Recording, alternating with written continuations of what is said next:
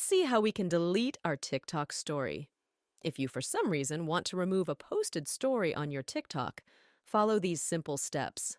Let's get started. First, make sure that your TikTok app is updated to the latest version.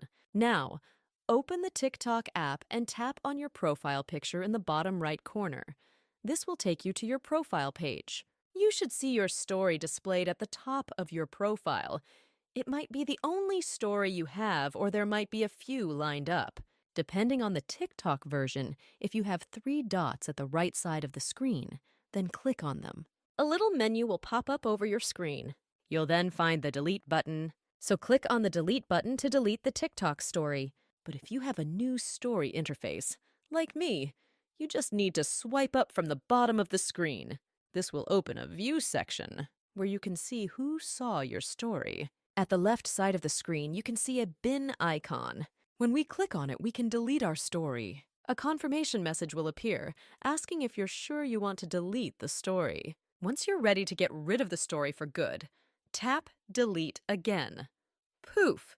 Your story is gone. So you successfully deleted your TikTok story. That will be it from this tutorial. Thanks for watching. If you have any questions, drop them down in the comments. See you next time.